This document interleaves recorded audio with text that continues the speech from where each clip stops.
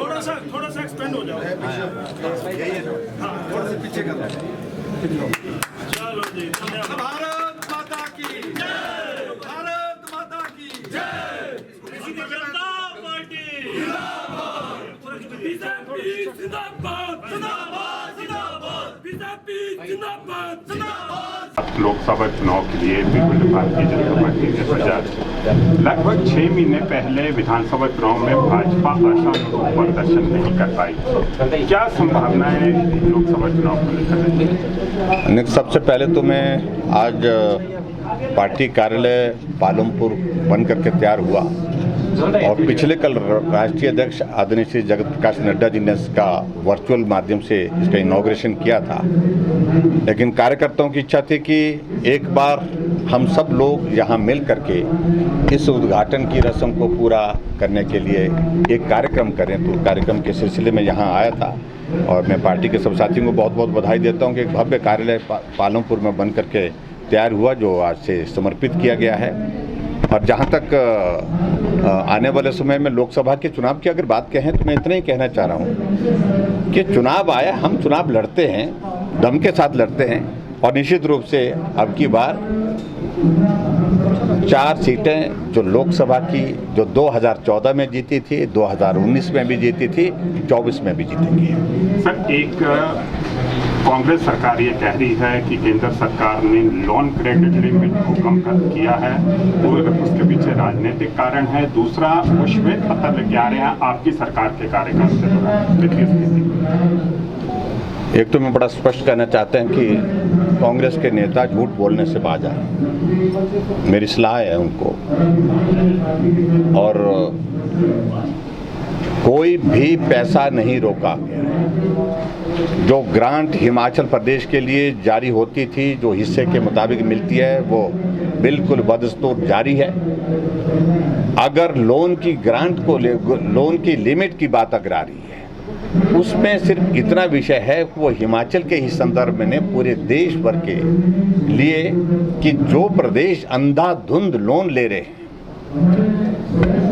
जो सुखू ये बार बार पिछले 6 महीने से कह रहे हैं कि जयराम ने लोन लिया। हमने कहा कि हमने लोन लिया तो आप गलती मत करिए, आप मत लीजिए ना, आप चलाइए बिना लोन के। क्या संभव है? व्यावहारिक चीज सोचनी चाहिए उनको। अब वो मुख्यमंत्री हैं और जो दूसरे उनके साथ बाकी लोग उनके नेता हैं, उनको इस बात को समझना होगा।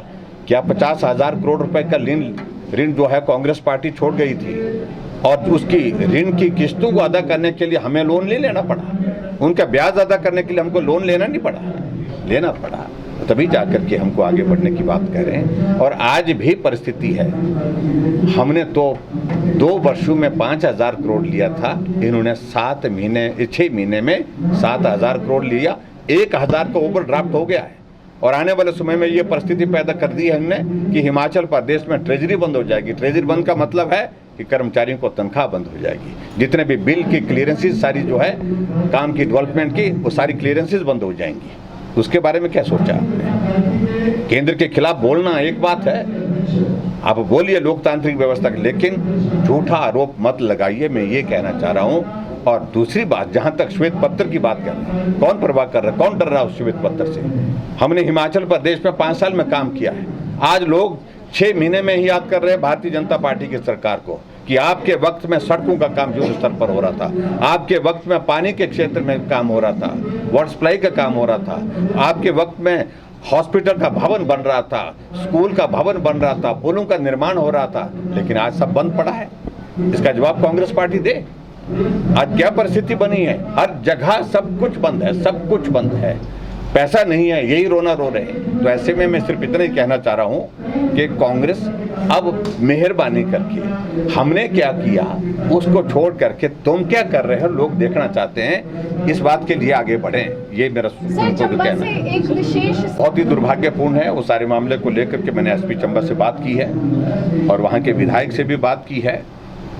वो बहुत निंदनीय है और कानून व्यवस्था की इस प्रकार की हालत प्रदेश में आप देख रहे हैं कि रोज हत्याओं की घटनाएं, चोरी डकैती की घटनाएं और ड्रग्स की जिस प्रकार से सारी चीज़ें देखने को मिल रही हैं और माफिया राज एक तरह का मजबूत होता जा रहा है। अरे ऐसे में मैं सिर्फ इतना ही कहना चाहता हूँ कि चंबा की जो घटना है बहुत दुखद है। जो दोषी है उनके खिलाफ तो कार्रवाई होनी ही चाहिए निश्चित रूप से, और दोषी के खिलाफ कार्रवाई के साथ साथ में इस बात को भी सुनिश्चित करना चाहिए कि आने वाले समय में ऐसी घटनाएं ना हो। और हिमाचल के इतिहास में जो कांग्रेस के लोग हमको बहुत बड़ा पाठ पढ़ाते हैं, बहुत सारी चीज़ों को लेकर के सीख देते हैं कि शरीर के 8 टुकड़े कर दिए, ये कांग्रेस की सरकार के दौरान जो है प्रदेश के अंदर घटना घटित हुई है। और इस पर अब क्या कहना है सर? लोकसभा पे चुनाव आएगा, मुख्य मुद्दा करेगा एक मुद्दा। देखिए अभी चुनाव की दौर मुद्दे तय होंगे